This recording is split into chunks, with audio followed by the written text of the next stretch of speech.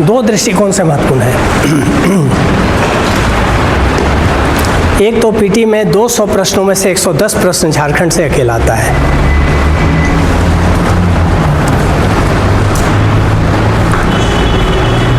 तो PT qualify करने के लिए अगर आप झारखंड नहीं पढ़ रहे हैं तो कभी नहीं पास कीजिएगा।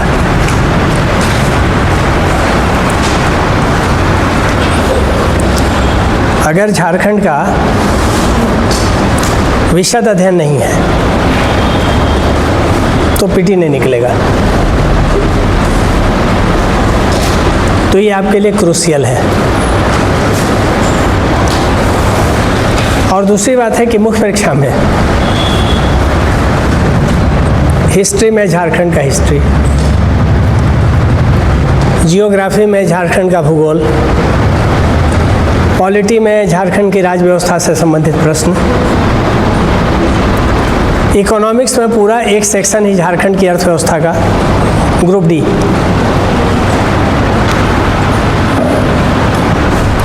और फिर जो साइंस का पेपर है उसमें भी झारखंड है, कृषि केवल झारखंड के संदर्भ में।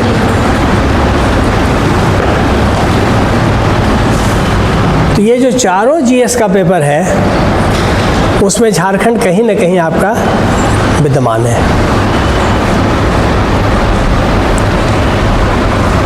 कहने का मतलब है कि अगर हम लोग झारखंड का एक थॉरो स्टडी कर लें विस्तार से तो पीटी तो निकल ही जाएगा और मुख्य परीक्षा में भी अच्छे अंक आएंगे। आपका जो सिलेबस है हम लोग अभी सिलेबस के अनुसार चलेंगे। और जो सिलेबस में पहला जो चैप्टर है वो है झारखंड का इतिहास, लेकिन उसमें झारखंड का इतिहास नहीं पढ़ना है। चैप्टर का नाम है झारखंड का इतिहास और उसमें शासन प्रणाली पढ़ना है। सिलेबस देखे हैं ना, निकालिए सिलेबस, लाइए पीटी का। आप पढ़ कर सुनाइए क्या लिखा हुआ है। पहला चैप्टर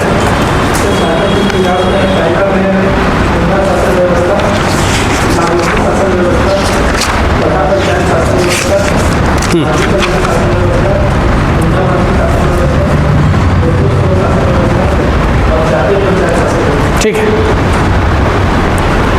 तो पहला जो चैप्टर है वो है आपका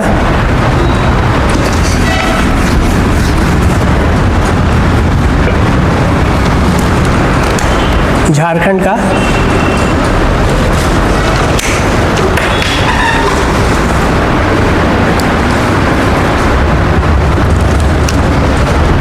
का इतिहास।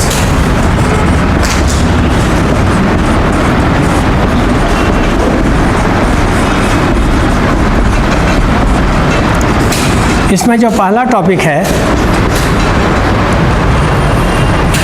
वो आपका है मुंडा शासन प्रणाली।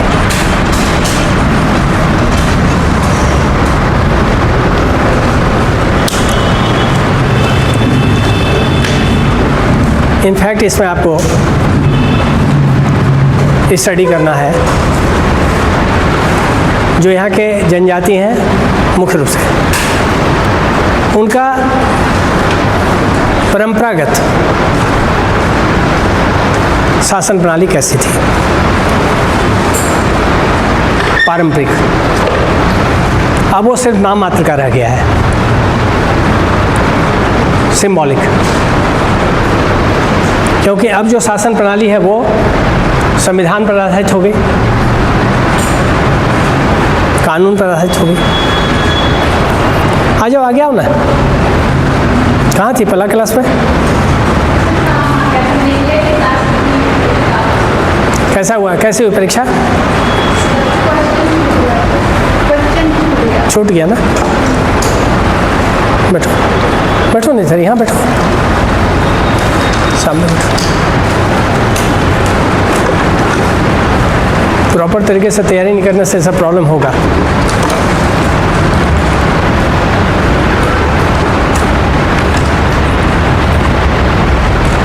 कुछ पढ़ा ले, उसका तुम लोग को क्वेश्चन दे देंगे लिखने के लिए, लिख के लाओगे, डिस्कस कर देंगे।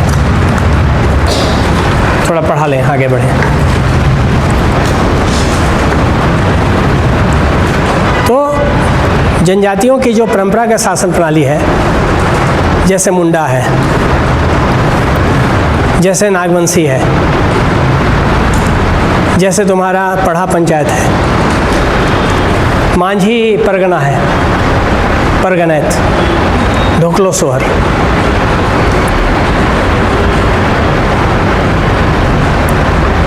इसको जानना होगा।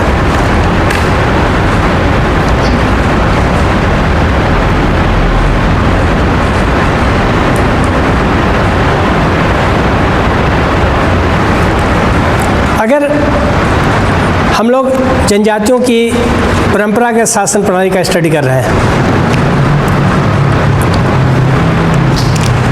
तो कुछ मूलभूत बातों को देखना है। एक तो है कि जनजाति में जो प्रथा और परंपरा होते हैं वही कानून होते हैं, इसीलिए बोलते हैं कस्टमरी लॉ, प्रथागत कानून, और मान्यता भी है।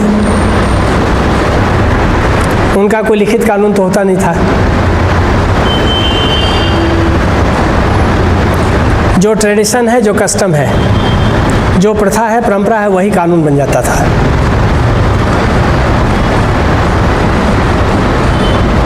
और उसी से पूरा का पूरा उनका जीवन संचालित होता था।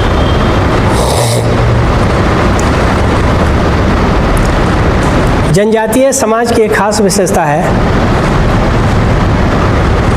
कि इनमें कोई भी जो शासन प्रणाली है, चाहे गांव के स्तर पर हो, चाहे अनेक गांवों को मिलाकर हो, चाहे संपूर्ण जनजाति के स्तर पर हो, उसमें लोकतांत्रिक मूल्य पाए जाते हैं, डेमोक्रेटिक वैल्यूज। कोई भी निर्णय लेना होता है, सब लोग सर्वसम्मति से लेते थे, सबकी राय, सबकी सलाह।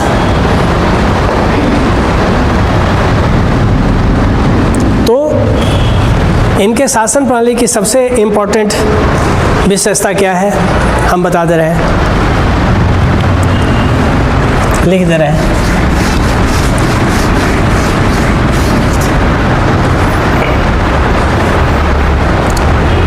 जनजातीय या परंपरागत शासन प्रणाली की मुख्य विशेषताएं जानना चाहिए।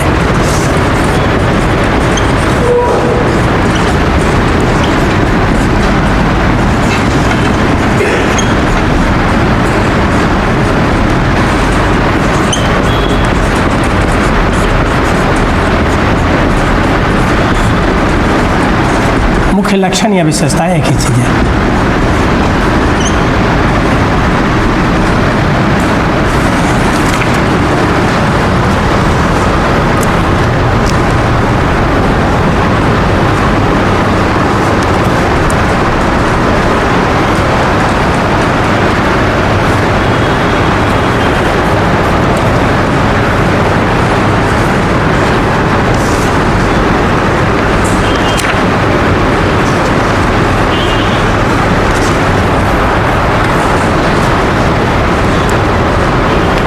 पहला है प्रथागत कानून। ये कैसे संचालित होते हैं? कस्टमरी लॉ ना, कस्टमरी लॉ।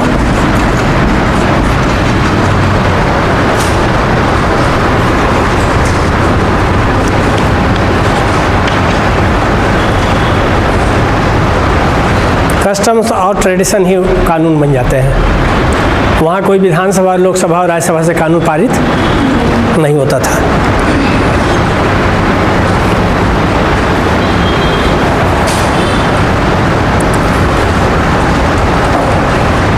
करेक्ट।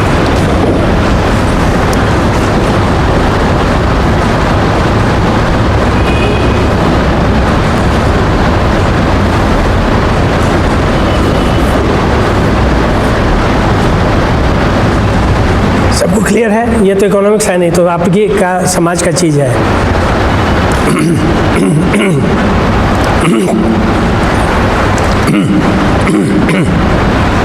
दूसरा,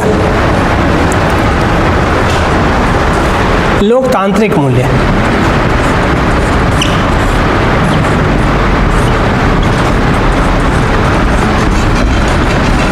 माने सबकी सहमति से कोई भी जो डिसीजन होगा, मुखिया बैठेगा गांव के बुजुर्ग की सभा होगी, सभी लोग आपसी सहमति से निर्णय लेंगे कि इस व्यक्ति को क्या सजा देना है। होता है ना अखड़ा में? नहीं होता है? अभी भी होता है।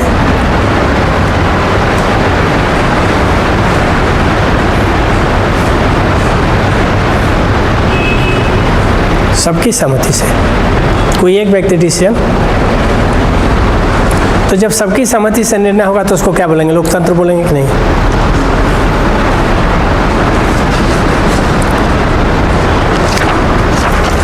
उसके बाद है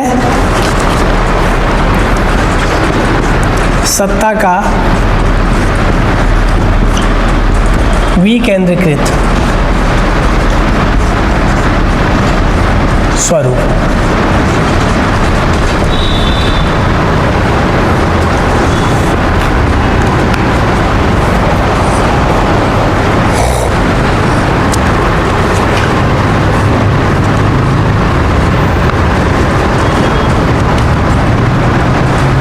मतलब सत्ता एक जगह पर नहीं होगा, अनेक स्तरों पर सबको निर्णय लेने का अधिकार होगा।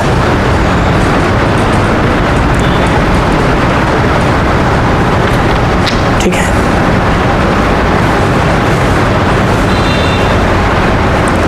और चौथा जो है वो है आपको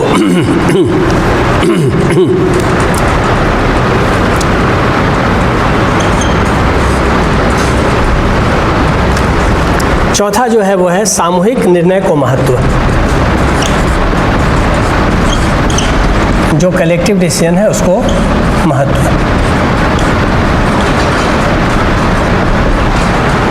So these are the important features of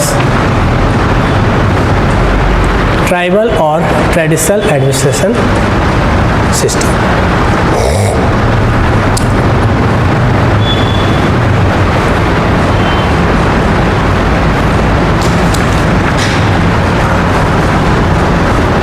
जनजातीय या परंपरागत शासन प्रणाली के ये बेसिक फीचर्स हैं। ये आप अपने गांव में देखिएगा, अभी भी गांव के जो ट्रेडिशनल हेड होते होंगे, परंपरागत प्रधान, ठीक है, पाहन है, महतो है, बहुत सारे मामलों में निर्णय। हालांकि आधुनिक पंचायती राज संस्था की स्थापना हो चुकी है, तब भी जो ट्रेडिशनल डिसीजन सब कौन लेते हैं? गांव के जो परंपरागत हेड हैं, चाहे उनको आप मुंडा में मुंडा बोलते हैं, उरांव में महतो बोलते हैं, पाहन महतो, संथाल में माझी बोलते हैं गांव के हेड को।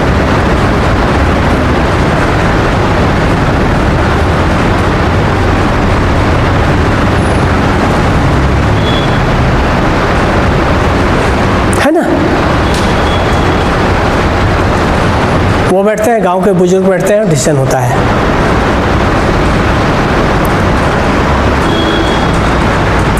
अब अगर मुखिया भी चुना हुआ मुखिया भी बैठता है तो बगल में प्रधान बैठता है, परंपरागत हेड, अध्यक्षता वही करता है। पेशा कानून यही बोलता है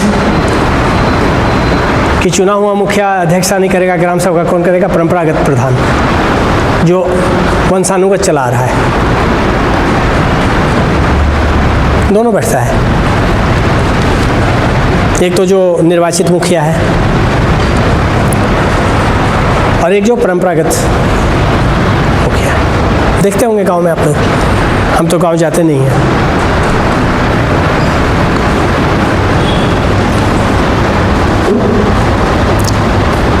किसी ने देखा है गांव की बैठक कैसे होती है, ग्राम सभा की? किसी ने नहीं देखा है? वाह, ये क्या होता है बताइए आप। गाँव के प्रमुख चुना जाता है, परंपरागत प्रधान नहीं होता है, वो नहीं बैठता है, बैठक में बैठता है ना,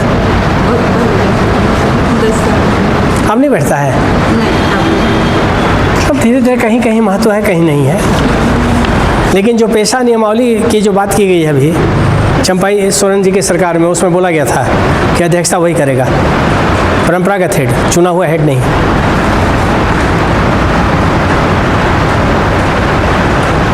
पेशा रूल्स जो आया है,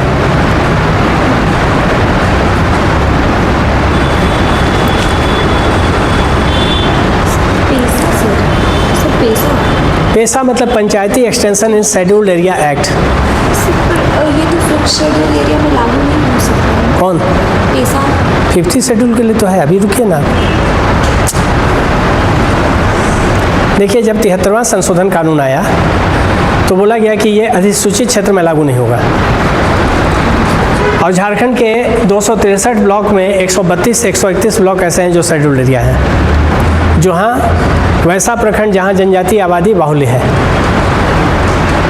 वहाँ पर 73वां संशोधन कानून लागू नहीं होगा। तब क्या लागू होगा? पेशा कानून, Panchayati extension in scheduled area act, नाम ही है अधिसूचित क्षेत्र में पंचायत का विस्तार कानून। और इस पेशा एक्ट में बोला गया है कि उनकी जो परंपरा है, उनकी जो संस्कृति है, उनका जो रीति रिवाज है, दस्तूर है, उसी के अनुसार उनका शासन होगा। क्लियर? कौन पढ़ाया ये? गलत?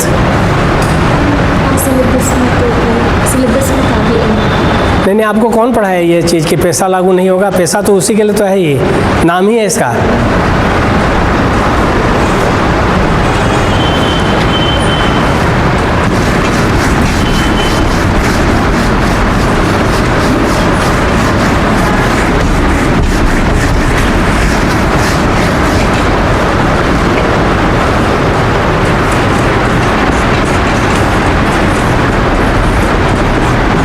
पंचायती extension in scheduled area, scheduled area में पंचायत का विस्तार कैसे हो?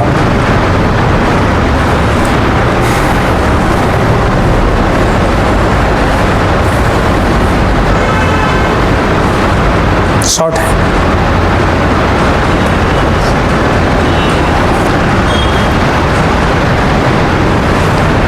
आप बाद में बात करेंगे इस पर, पहले पढ़ाने दीजिए। झारखंड में नहीं लागू हुआ। कैसे नहीं? पेशा कानून तो लागू है ही, पेशा के सारे प्रावधान यहाँ लागू नहीं हुए। 22 में से बोला जाता है कि सिर्फ 7 प्रावधान लागू हैं, 15 प्रावधान उसके लागू नहीं हुए। इसीलिए न पेशा नियमावली चंपैदा के कैबिनेट से पास हुआ, जिसमें ये सब प्रोविजन है कि अब जो ये ग्राम सभा होगी उसकी अध्यक्षता परंपरागत प्रधान करेगा, चुना हुआ मुखिया नहीं, निर्वाचित नहीं। जो महतो होगा, जो पाहन होगा, जो मांझी होगा।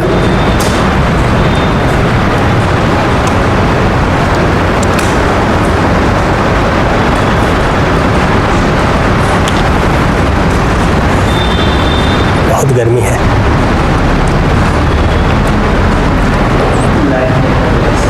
नहीं, इनटॉलरेबल है ये तो।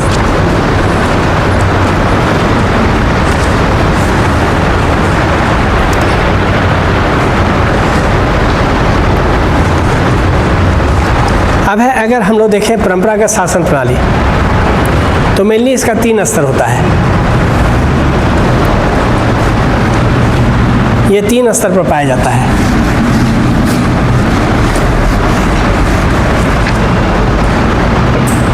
इसके 3 लेवल्स हैं।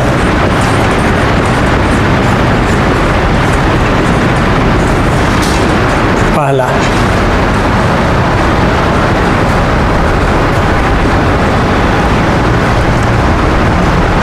ग्राम पंचायत या ग्राम परिषद, जो बोलिए, विलेज काउंसिल।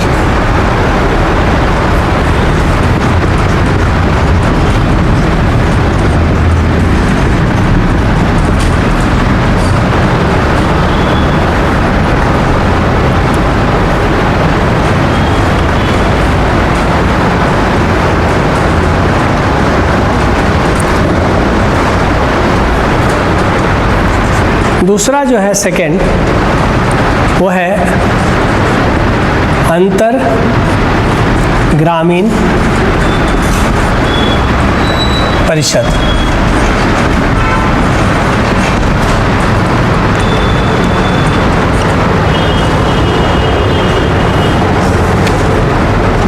इसको बोलते हैं इंटर विलेज काउंसिल।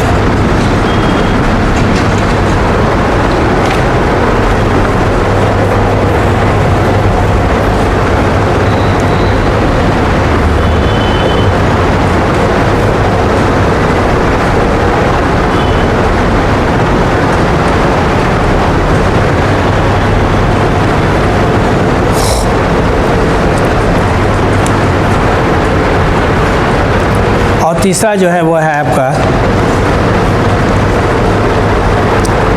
जनजातीय संघ।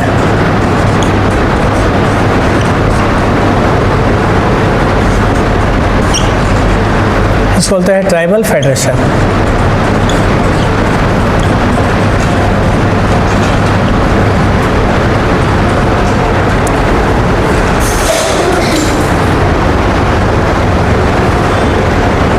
जनजातीय संघ ट्राइबल फेडरेशन, FEDERATION फेडरेशन, जनजातीय संघ।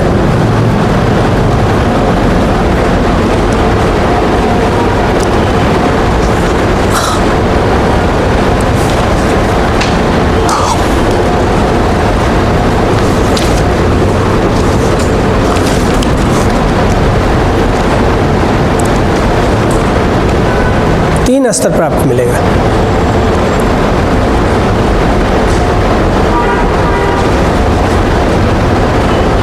अब सबसे पहले हम देखेंगे ग्राम परिषद या ग्राम सभा, जो ग्राम पंचायत जो भी है।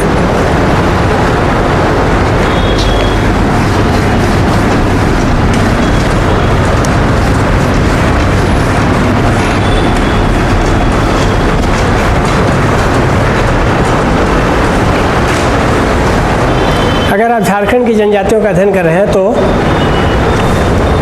जो ट्राइबल विलेज है जहाँ जनजातियाँ रहती हैं,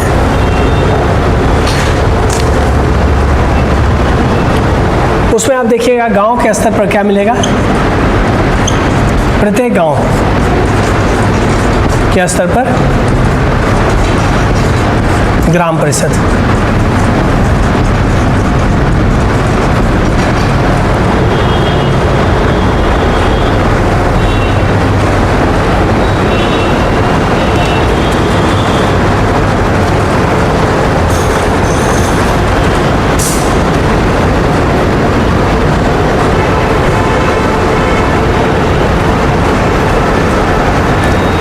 हर गांव में एक ग्राम परिषद मिलेगा, ग्राम पंचायत।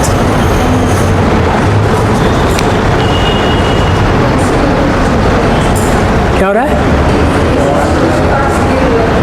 एसी का पार्ट्स गिर गया है।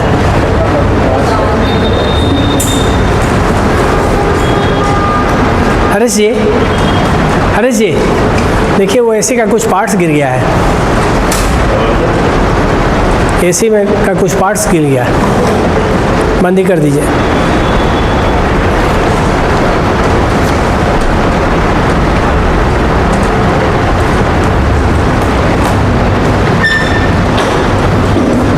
कुछ टूट कर गिरा है कि आवाज़ आया है? अंदर से आवाज़ की आवाज़ छोड़ दीजिए, ब्लास्ट कर जाएगा तो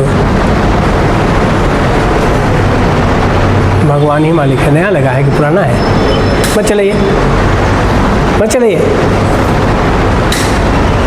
एक्सप्लोड करेगा तो खतरा है। एसी का ब्लास्ट करने का बहुत न्यूज़ आ रहा है।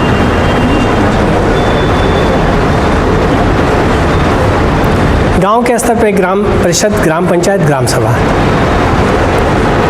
गांव के सभी बुजुर्ग उसमें शामिल होते हैं प्रायः।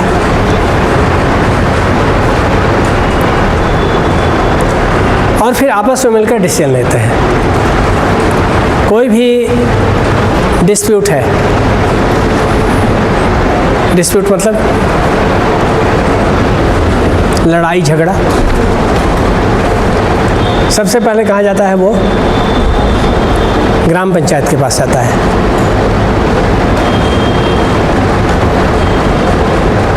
और वहीं पर उसका समाधान होता है।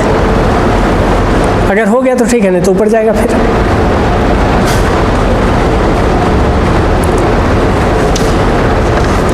और जनजातीय शासन प्रणाली में जो सबसे छोटी इकाई है और जो सबसे बेसिक यूनिट है वो क्या है? ग्राम परिषद, ग्राम पंचायत। सबसे छोटा जो इकाई है प्रशासन का वो क्या है? ग्राम पंचायत, ग्राम परिषद, ग्राम सभा जो बोलिए उसको, विलेज काउंसिल। अब ये जो ग्राम परिषद होता है इसका एक हेडमैन होता है, मुखिया हो गया ना। गांव का जो ग्राम परिषद होता है उसका एक हेडमैन हो गया ना, मुखिया बोलिए उसको। अंग्रेजी में उसको क्या बोलेंगे? हेडमैन।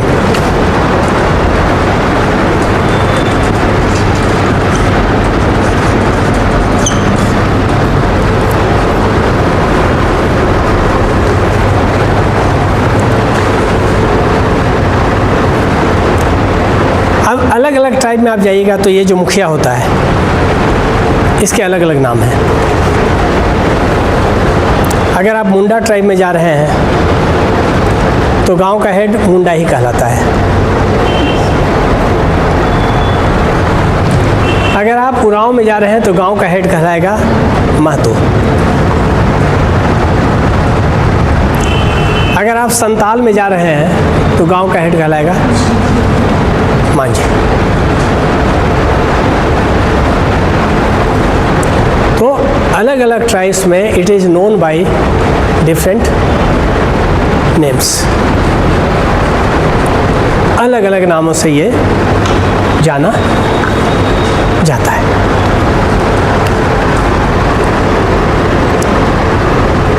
और संथाल जनजाति में मांझी भी कहलाता है, मांझी हड़ाम भी कहलाता है।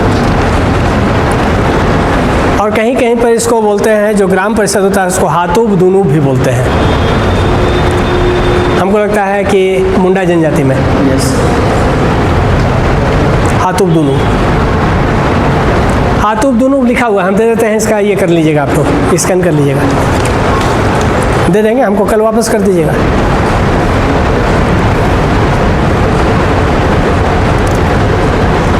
अब है इंटर विलेज काउंसिल, जो दूसरा स्तर है।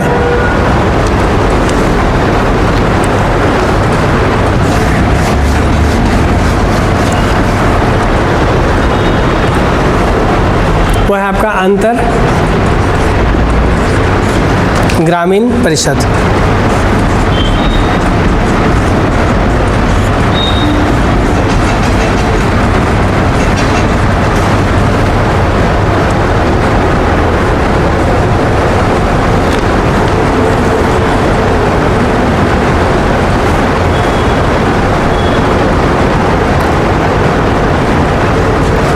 सपोज कीजिए कि कोई किसी जनजातीय क्षेत्र में एक गांव ए है, उसके बगल में कोई गांव बी है, फिर उसके बगल में कोई गांव सी है, कोई गांव डी है, कोई गांव ई भी हो सकता है सटा हुआ। ये सब गांव वाले आपस में मिलकर के एक बड़ा परिषद बनाएंगे। तब क्या होगा? अगर एक गांव के अंदर कोई विवाद है, कोई गांव ए है जिसके अंदर कोई विवाद है, तो वो तो मुखिया देख लेगा। मगर ए का अगर बी के साथ विवाद है, सी डी के साथ विवाद है, तब कौन देखेगा? तब इसके लिए क्या होता है? एक बड़ा संगठन बनता है। आज बोलते हैं ना पंचायत समिति, तो परंपरागत में पंचायत समिति नहीं बोला जाता था, ये तो कानूनी है पंचायत समिति। तो ये चारों पांचों गांव जो एडजेसेंट हैं, एडजॉइनिंग हैं, कॉन्टिग्यूटी में हैं, सटे हुए, ये आपस में अगर डिस्प्यूट हो रहा है एक गांव के दूसरे गांव के साथ, तब उसको सुलझाने के लिए क्या कहते हैं? आपस में मिलकर के एक बड़ा संगठन बना लिए। चूँकि इसमें अनेक गांव शामिल हैं, एक से अधिक गांव शामिल है, इसलिए इसको बोलते हैं अंतर ग्रामीण परिषद, इंटर विलेज काउंसिल। जैसे 5 पढ़ा, 7 पढ़ा बोलते हैं ना, 22 पढ़ा, तो 22 पढ़ा में क्या है, 22 गाँव।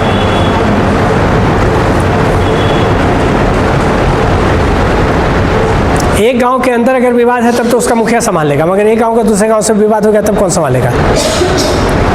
जैसे झारखंड का झारखंड के अंदर विवाद है तो झारखंड संभाल रहा है, मगर झारखंड और बिहार का विवाद होगा तब कहाँ जाएगा ये, केंद्र सरकार के पास। सर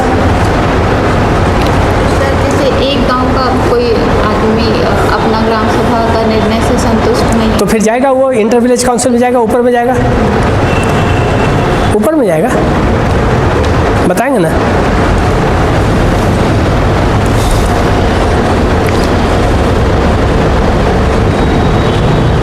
नहीं क्लियर हो रहा है, ये तो इकोनॉमिक्स है नहीं,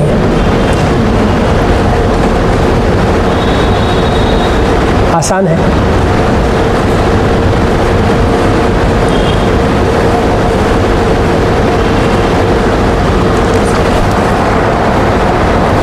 अब जो इंटर विलेज काउंसिल होता है ये अलग अलग ट्राइब में अलग अलग नाम से जाना जाता है। जैसे उरांव और मुंडा जनजाति में इसको बोलता है पढ़ा पंचायत। अनेक गांव को मिलाकर जो संगठन बनेगा उसको क्या बोला जाता है, मुंडा में भी पढ़ा पंचायत, उरांव में भी।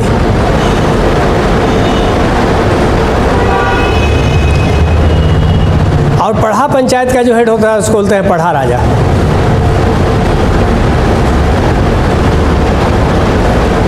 उसके बाद हो जनजाति में इसको बोलते हैं मानकी पीढ़। मानकी पीढ़ मतलब हो जनजाति में क्या, अनेक गांवों को मिलाकर जो इंटर विलेज काउंसिल बनता है उसको पीढ़ बोलता है, और उसके हेड को क्या बोलता है, मानकी। हो जनजाति में एक गांव का हेड मुंडा, अनेक गांवों को मिलाकर के वहाँ पीढ़ बनता है, पश्चिमी सिंहभूम क्षेत्र में, कोल्हान क्षेत्र में, और पीढ़ के हेड को क्या बोलता है, मानकी। मानकी पीढ़। जैसे इधर पढ़ा पंचायत, उधर मानकी पीढ़। और संताल जनजाति में इसको बोलता है परगना। अनेक गांवों को मिला करके जो परिषद बनेगा उसको क्या बोलता है, परगना।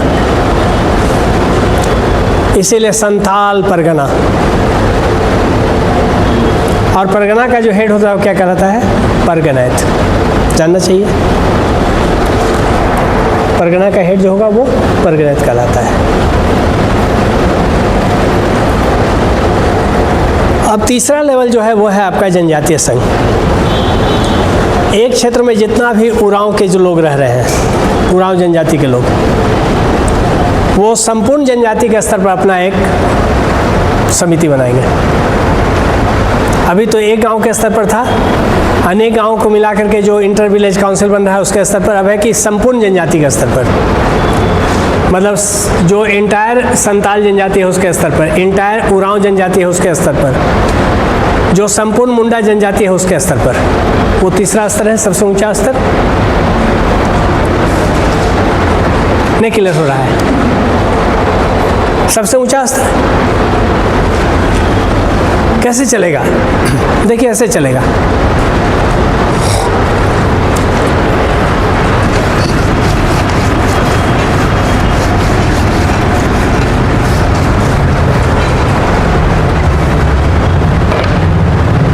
सबसे नीचे आपका ग्राम परिषद,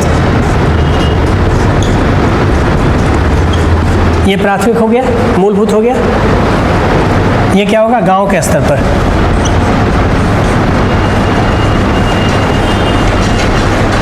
इसके ऊपर जाइए तो मिलेगा आपको अंतर ग्रामीण परिषद।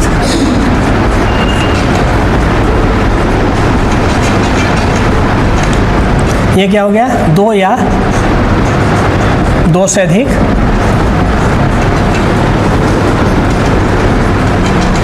गांवों के स्तर पर, है ना। इसमें 2 या 2 से अधिक गांव आ जाएंगे।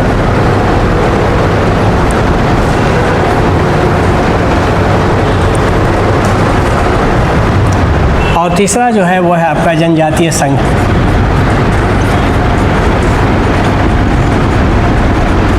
ये संपूर्ण जनजाति। उरांव है तो पूरे उरांव के सबसे ऊंचा संपूर्ण जनजाति। मुंडा है तो पूरी मुंडा जनजाति के स्तर पर। यह सर्वोच्च संस्था है, नहीं, एक तरह से सुप्रीम कोर्ट हो गया। उसका जो डिसीजन होगा वो अंतिम हो गया, आप कहीं नहीं जा सकते हैं।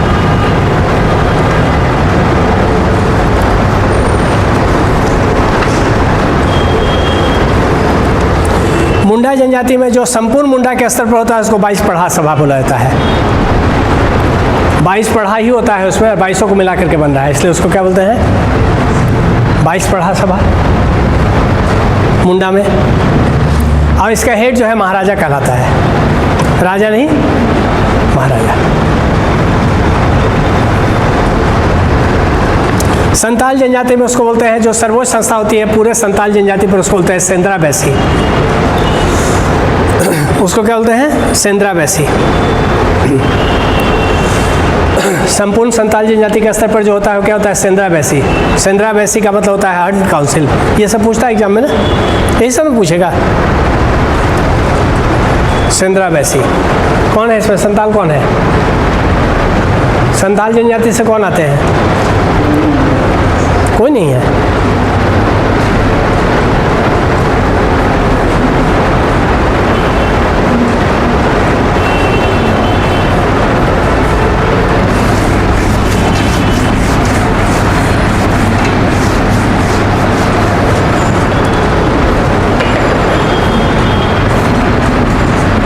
सेंद्रा बैसी, इस बोलते हैं शिकार परिषद।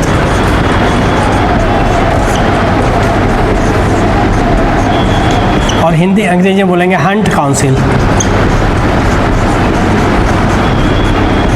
यह सर्वोच्च संस्था है।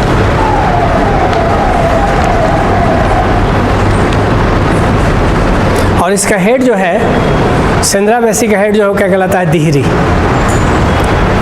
दिहरी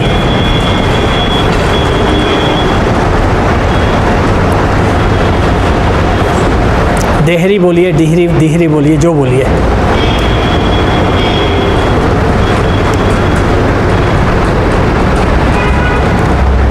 ठीक इसी तरह से अगर आप खड़िया जनजाति में जाइएगा तो वहाँ मिलेगा आपको ढोकलो सोहर।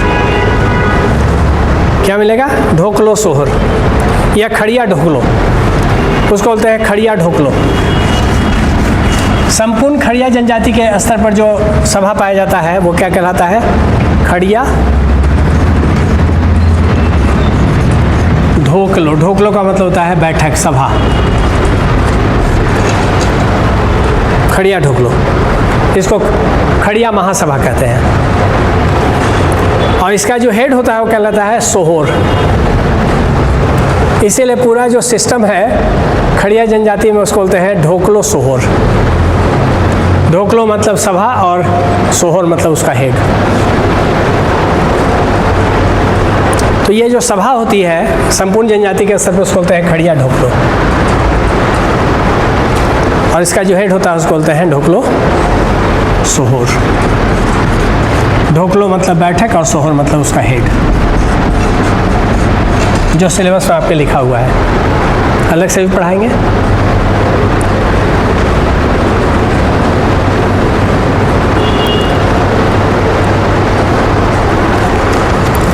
ढोकलो का मतलब हुआ बैठक और सोहर का मतलब हुआ अध्यक्ष खड़िया भाषा में।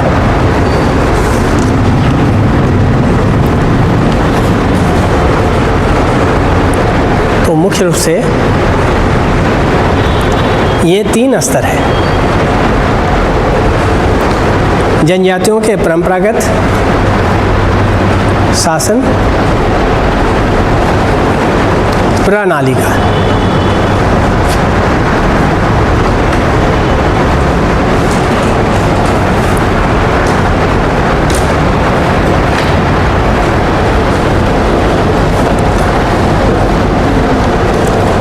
अब सपोज कीजिए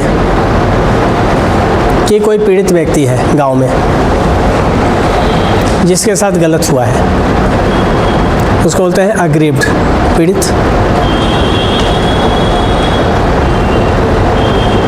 वो अपने शिकायत को लेकर सबसे पहले कहाँ जाएगा? ग्राम सभा में, ग्राम पंचायत में, ग्राम परिषद में।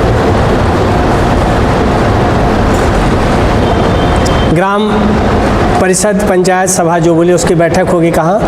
अखड़ा में बुलाया जाएगा, समय निर्धारित होगा।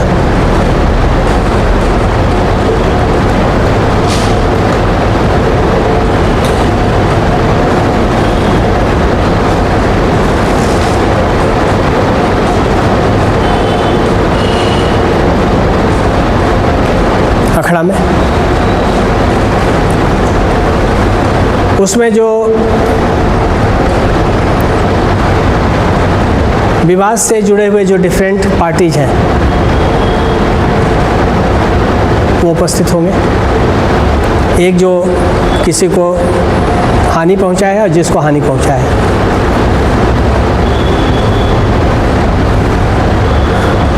अपना अपना पक्ष रखेंगे, स्टैंड रखेंगे।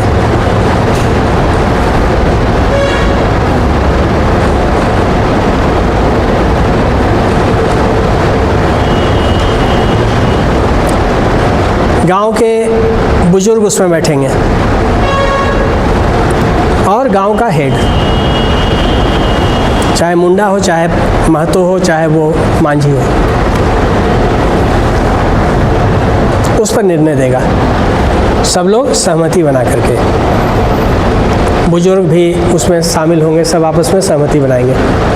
ऐसा नहीं है कि गांव का मुखिया जो है अपने मन से कुछ कर देगा, सबकी सहमति से। इसीलिए बोलते हैं ना, शुरू में बताए हैं, लोकतांत्रिक मूल्य है।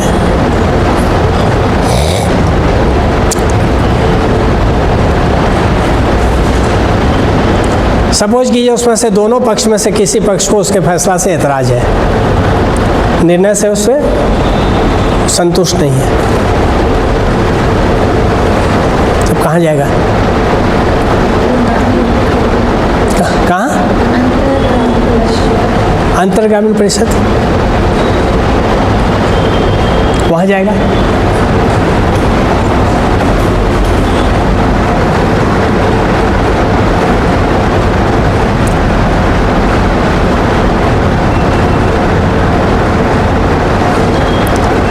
अब सपोज कीजिए कि वहाँ के निर्णय से भी संतुष्ट नहीं है, तब संपूर्ण जनजाति के स्तर पर जो परिषद और सभा है वहाँ जाएगा।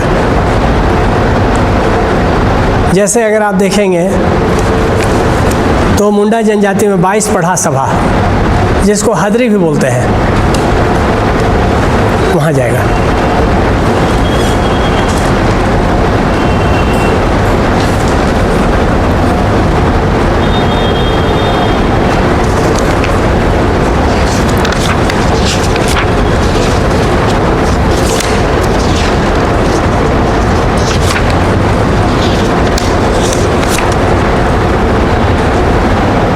या अगर आप संताल जनजाति में देखेंगे तो सबसे पहले ग्राम पंचायत, मांझी, उसके बाद परगना, अनेक गांवों को मिलाकर, और वहाँ से मैंने डिसाइड हुआ तो फिर सिंदरा बैसी।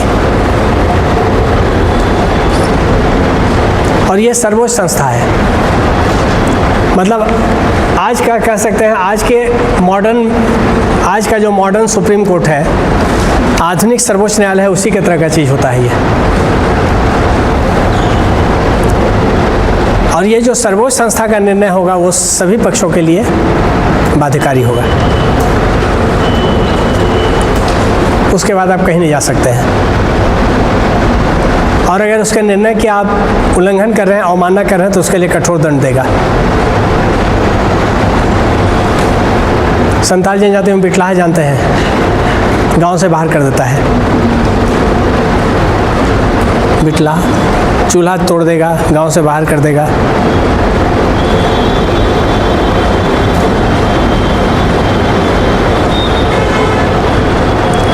तो मुख्य रूप से अगर आप ट्राइबल एडमिनिस्ट्रेशन सिस्टम का स्टडी कर रहे हैं तो आपको 3 स्तर पर मिलेगा। अब जो आपका सिलेबस कहता है उसमें पहला जो शासन प्रणाली आपको पढ़ना है वो है आपका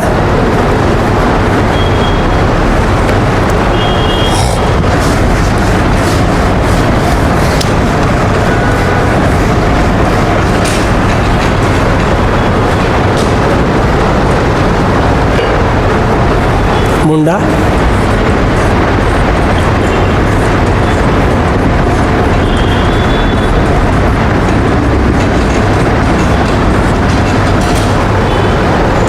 ये पहला है।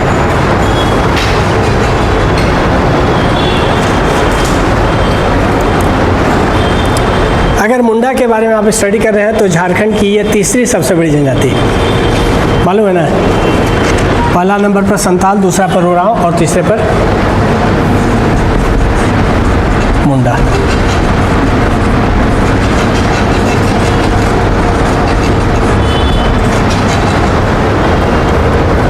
Third largest tribe.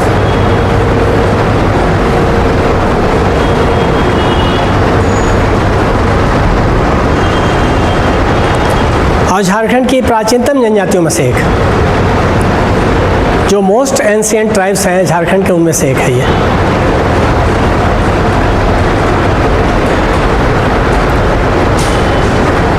बहुत पहले से रह रहा है।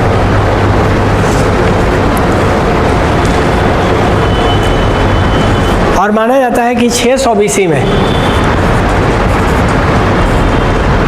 इसी आसपास मुंडा जनजाति का झारखंड में प्रवेश हुआ है। मतलब अभी तो एडी चल रहा है ना, या 2100 साल मान लीजिए इसको। कितना है? 2024 BC मानिए, 200 साल इधर और 600 साल उधर, मतलब 2600 साल पहले झारखंड में आया मुंडा जनजाति। उरांव बहुत बाद में आए हैं, 2nd सेंचुरी AD में आए हैं वो, और ये 600 BC में आया है।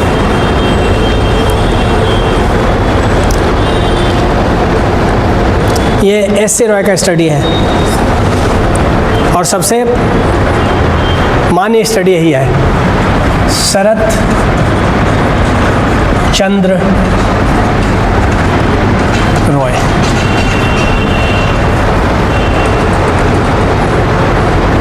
शॉर्ट में S.C. रॉय, रांची के ही ये एंथ्रोपोलॉजिस्ट थे। हाँ, करबला चौक, ठीक है। क्या विषय है आपका? तो पॉलिटिकल साइंस था।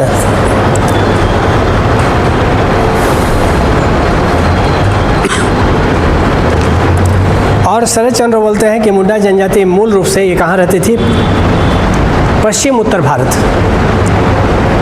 नॉर्थ वेस्ट इंडिया की निवासी है। नॉर्थ वेस्ट,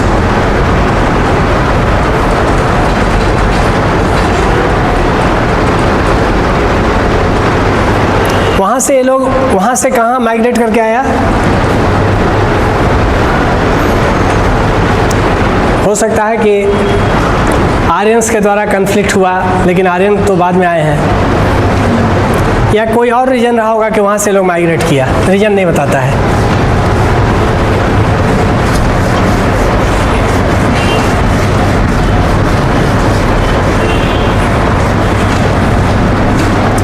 या आर्यंस तो आ ही चुके थे 1600 BC के आसपास। आर्यंस भी हो सकता है कि इसको वहाँ से पुश कर दिए, ढकेल दिए, जो भी रीजन रहा हो। नॉर्थ वेस्ट इंडिया ये लोग का मूल निवास स्थल था। वहाँ से माइग्रेट करके ये लोग आया आजमगढ़। ये कहाँ है? यूपी में, आजमगढ़। और फिर इसी आजमगढ़ से इनका प्रवेश हुआ है झारखंड में। ये शरद चंद्र रॉय का स्टडी है।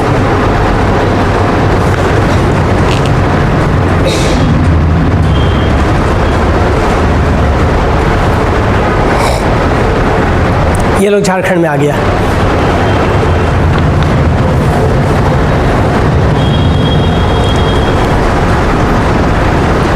अब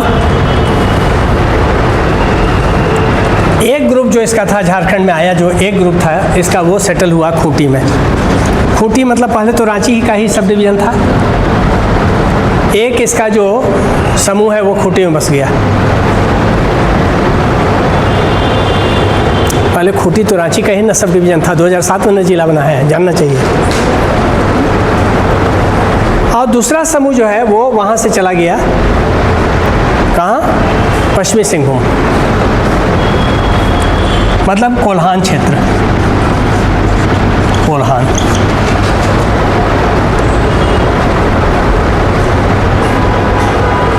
पश्चिमी सिंहभूम को ही कोल्हान बोलते हैं ना। पूरा एरिया ही जहाँ हो जनजाति का निवास था, ये इसका एक ग्रुप कोल्हान चला गया, वहाँ पर ये क्या कहलाता है? हो या इसको बोलते हैं कोल। कोल भाषा बोलती है, इसलिए उसको कोल या हो कहा जाता है, और उस पूरे क्षेत्र को हो देशम कहा जाता है। वही मुंडा जनजाति जो वहाँ जाके बसी, वहाँ हो कहलाती है या कोल कहलाती है। तो जब ये लोग आया यहाँ, तो दो ग्रुप में बट गया। एक खूंटी में सेटल हुआ, दूसरा आपको कोल्हान एरिया में। खूंटी में जो सेटल हुआ वो मुंडा ही कहलाता है, और कोल्हान एरिया में जो चला गया उसको कोल या हो कहते हैं।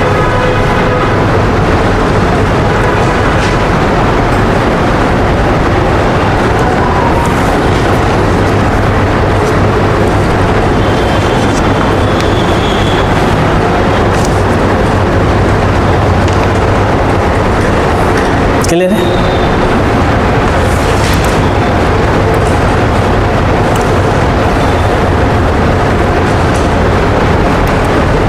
तो रांची या खूंटी में जो सेटल कर गया, दे आर नोन एज मुंडा। और इन्हीं में से एक ग्रुप जो था वो चला गया कोल्हान। पहले तो ट्राइब माइग्रेट करते थे इन सर्च ऑफ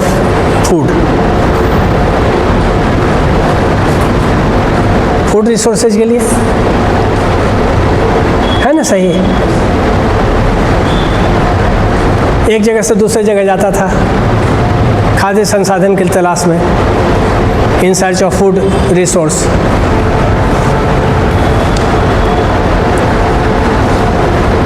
तो जो दूसरा ग्रुप है वो उस क्षेत्र में चला गया जो आज का पश्चिमी सिंहभूम है,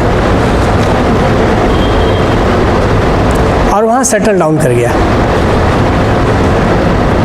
इसके जाने के पहले वहाँ सराक जाति के लोग और भूइयाँ जाति के लोग रहते थे, उनको हटा दिया, ये उनको डिसलॉज कर दिया, खदेड़ दिया, और पूरे एरिया पर ये अपना मोनोपोली इस्टेब्लिश कर लिया, एकाधिकार।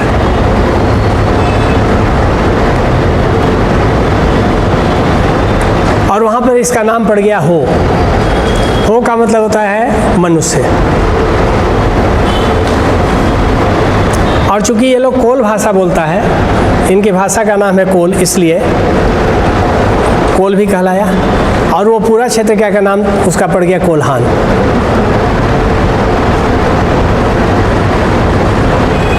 या फिर हो देशम, हो का देश, जो आज पूरा आपका पश्चिमी सिंहभूम है। और वहाँ पर हो ट्राइब का ही कंसंट्रेशन है। मुख्य रूप से वहाँ कौन जनजाति का संकेंद्रण है? अधिक संख्या में कौन है? हो ट्राइब। गीता कोड़ा, मधु कोड़ा, दीपक बिरुआ,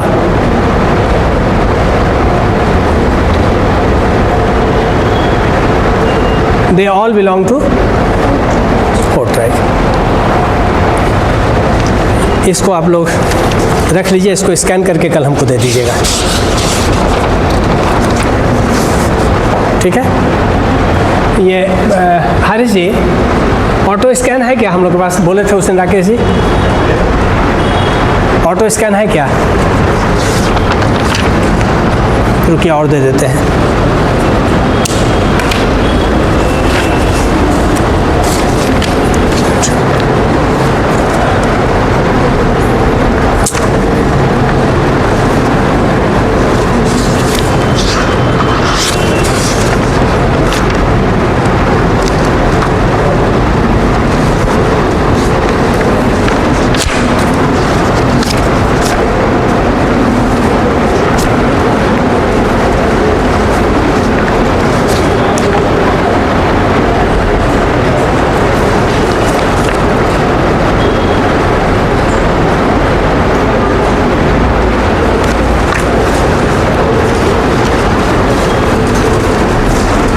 ये दोनों को कर दीजिएगा, तो कल हम आएंगे तो हमको दे दीजिएगा।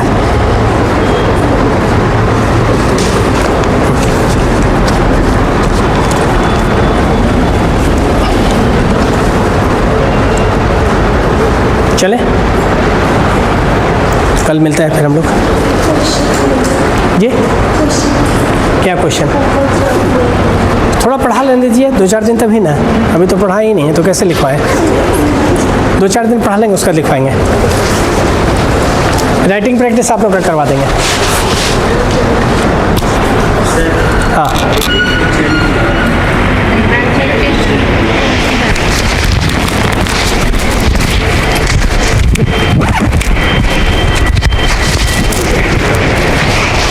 क्या कोई दिक्कत? नहीं नहीं